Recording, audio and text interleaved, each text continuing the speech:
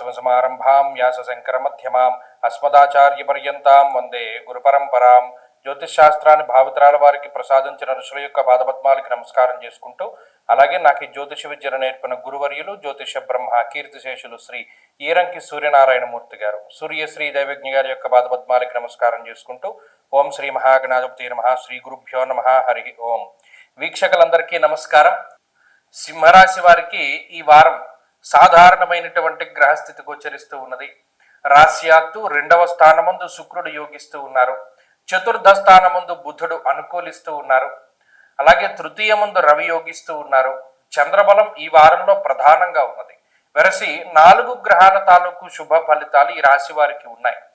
అయితే యోగించేటువంటి గ్రహాలు గత వారంతో పోల్చుకుంటే ఈ వారంలో కొంత తగ్గాయి. ఉదాహరణకి కుజుని యొక్క అనుకూలత కొంత తగ్గింది. అయినప్పటికీ అలాగే గురుని యొక్క అనుకూలత కూడా తగ్గింది. ఇవి 2 ప్రధానమైనటువంటి గ్రహాలు. గత వారంలో యోగించినటువంటి గురుడు గాని కుజుడు గాని ఈ వారంలో తగ్గుముఖం బట్టే ఆ 2 గ్రహాల తాలూకు శుభ ఫలితాలు రావట్లా. మరి దాని తాలూకు ఎఫెక్ట్ ఏంటి? ఆదాయం అనేటువంటిది కొంత తగ్గడానికి ఇది అవకాశాన్ని ఇస్తుంది.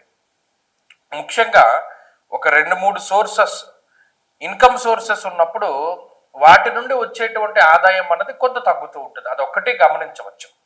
అలాగే ఖర్చు, ప్రత్యేకించి మనం ఇంత డబ్బు దాచుకున్నాం కదా, ఈ డబ్బు అనవసరమైనటువంటి వాటికి ఖర్చు పెడుతున్నామేమో అనేటువంటి భావన పెరుగుతుంది.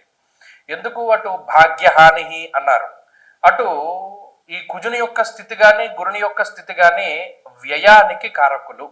కాబట్టి పలానా మనకి ఇది వస్తుంది, ఇక్కడ నుండి మనకి డబ్బు వస్తుంది అని అనుకున్న నాడు కొంతకాలం పోయాక లేదా ఈ వారంలోనూ ఆ ఇన్కమ్ సోర్సెస్ అన్నవి అక్కడ నుండి రావు.